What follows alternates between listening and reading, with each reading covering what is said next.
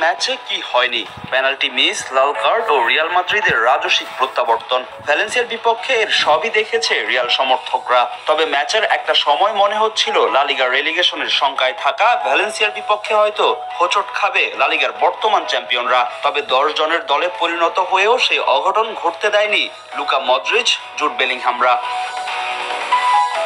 প্রতিপক্ষের মাঠে শুরু থেকে আক্রমণাত্মক রিয়াল, তবে নিজেদের ডিফেন্স সামলে পাল্টা আক্রমণে ওঠে ভ্যালেন্সিয়া। ম্যাচের প্রথম 20 মিনিট রিয়াল গোলরক্ষক থিবো কোর্তোয়ার ভালোই পরীক্ষা নেয় ভ্যালেন্সিয়ার স্ট্রাইকাররা।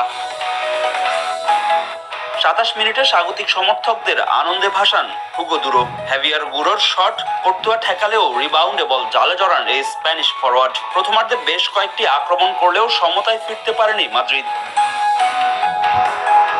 দ্বিতীয়ার্ধে ভ্যালেন্সিয়ার ডিবক্সে ফাউলের শিকার হন কিলিয়ান এমবাপে। পেনাল্টি পায় মাদ্রিদ, তবে সেখান থেকে গোল মিস করেন জুড বেলিংহাম।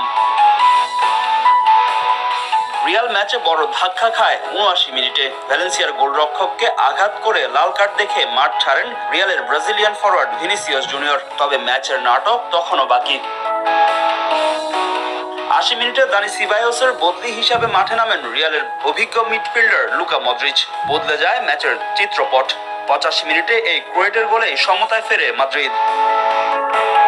ম্যাচের যোগ করার সময় পেনাল্টি মিসের প্রায়শ্চিত্ত করেন জুড বেলিংহাম। নিজেদের ডিবক্সের সামনে ভুল করে বসেন ভ্যালেন্সিয়ার ডিফেন্ডাররা, তবে ভুল করেননি বেলিংহাম। তার গোলে জয় নিয়ে মাঠ ছাড়ে কার্লো আনচেলত্তির দল।